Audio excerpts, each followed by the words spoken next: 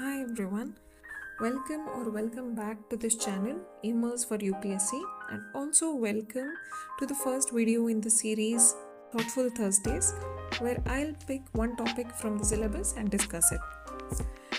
French philosopher and novelist Albert Camus once said, "A man without ethics is a wild beast loosed upon this world." This quote highlights the importance of ethics in real life. So, what is ethics? Ethics is the study of human actions and the degree to which it is right or wrong. And this is precisely what GS paper 4 of the civil service examination deals with: ethics, integrity, and aptitude. There are a total of 8 topics and case studies on the above issues that are asked in the paper. It also says here that this paper will include questions to test candidates' attitude and approach to various issues and conflicts faced by him in dealing with society. So basically, I think what the paper is trying to test here is that once we learned the principles of ethics, how do we apply it in real life situations and answer accordingly?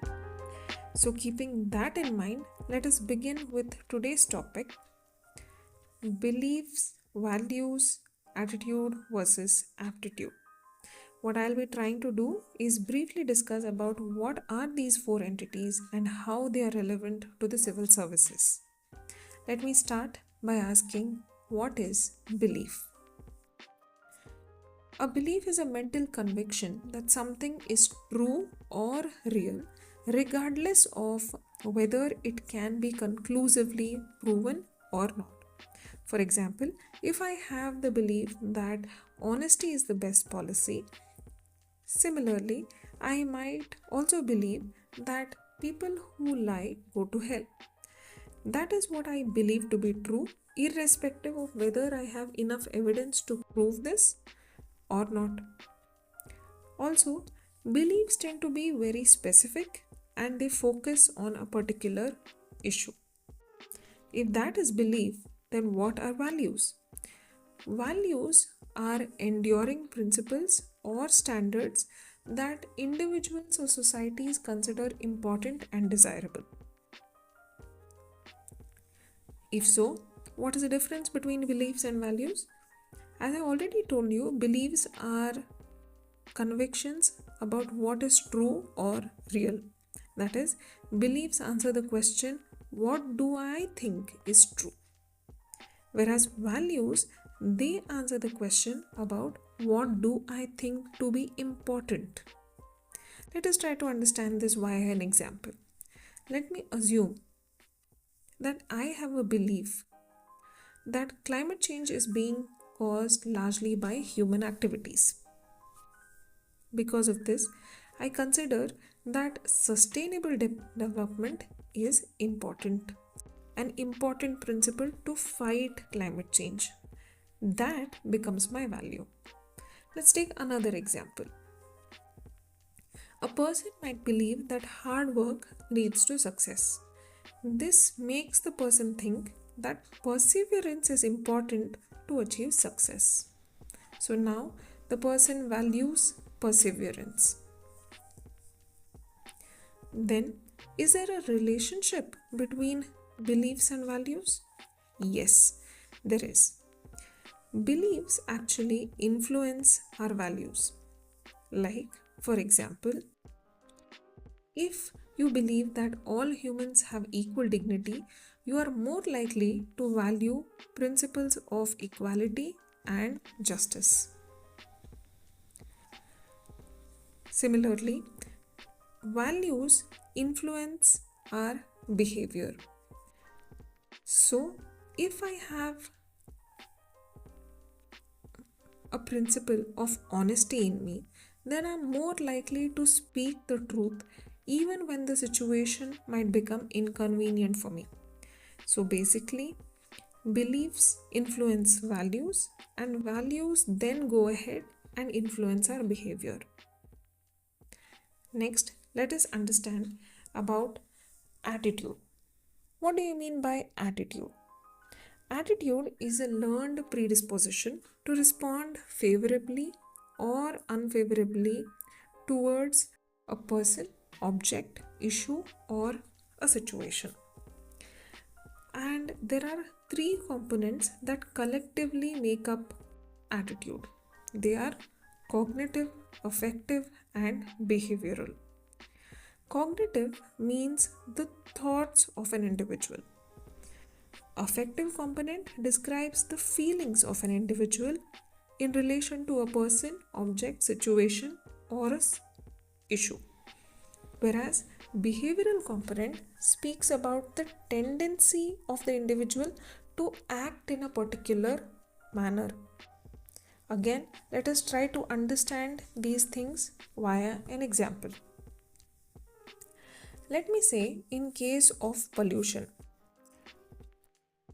that is the situation at hand, I have a belief that plastic pollution damages marine life.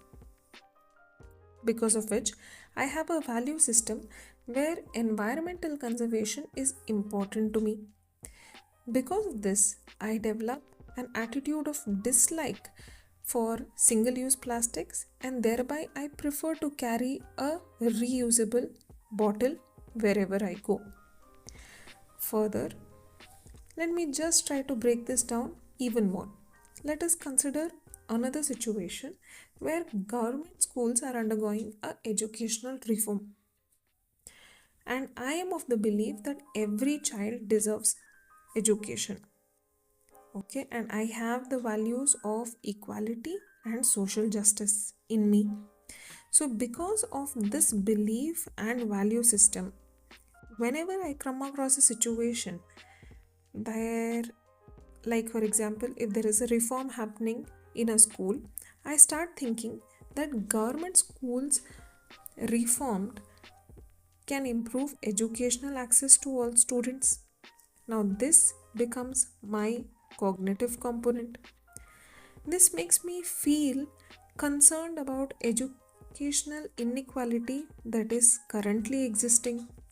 This becomes my affective component.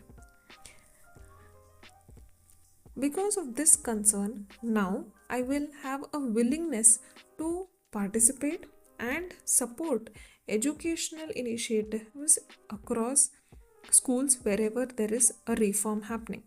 Now that becomes my behavioral component.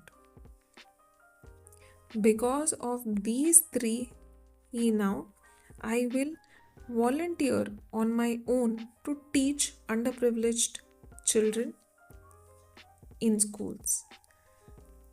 Another example, let us assume an officer believes that bribery is illegal and it harms governance. The officer also exhibits values of integrity and honesty.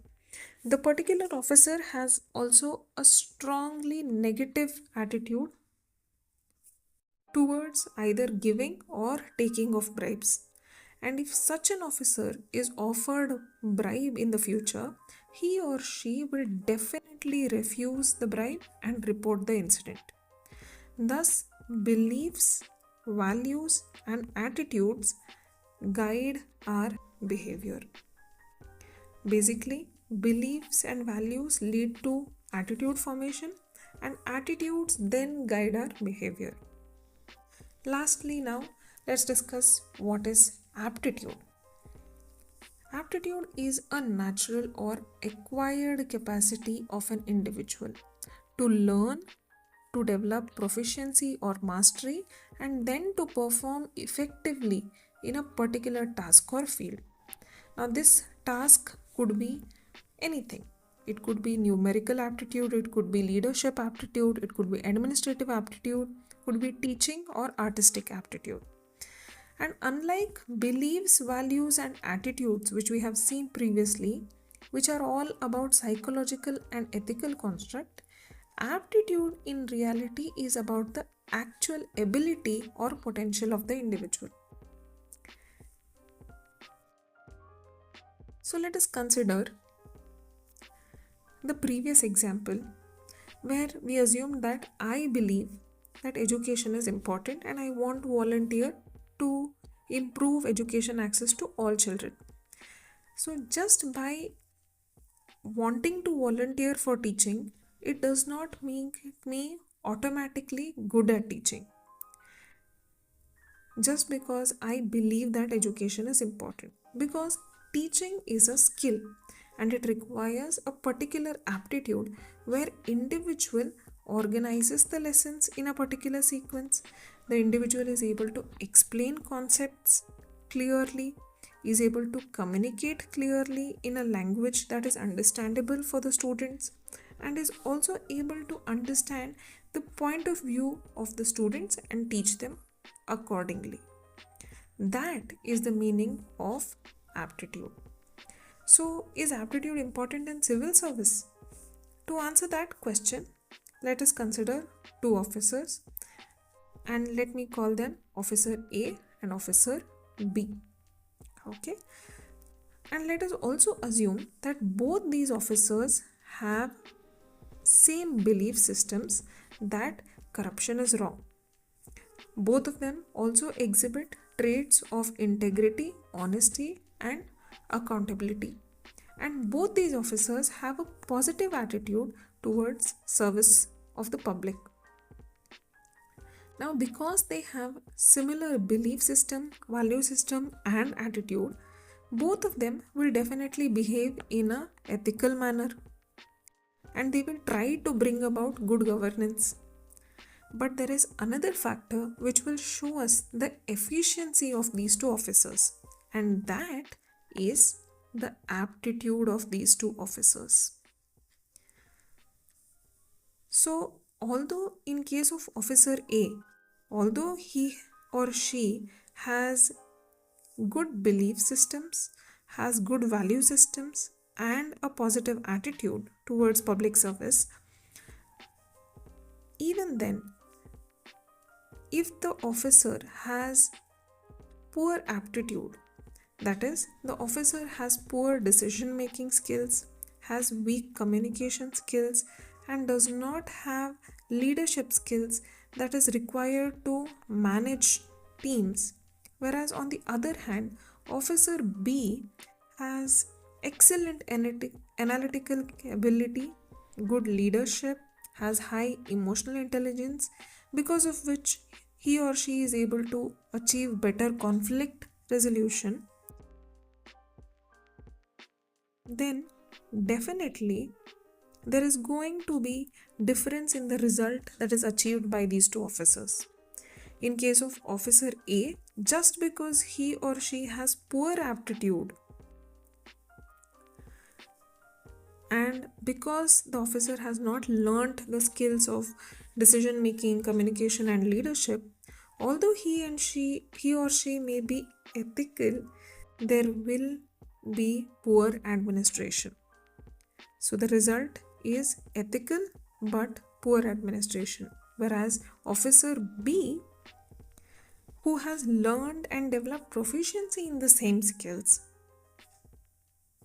and has better aptitude in administrative skills than Officer A, will definitely bring about both ethical as well as an effective administration in their concerned areas. This is exactly the relevance of beliefs, values, attitude, aptitude, and their influence on behavior. I hope that you have understood a little something today, and I will see you on Saturday at 5 a.m. for the first ever study session Saturday. I hope to see you there. Good night. Take care.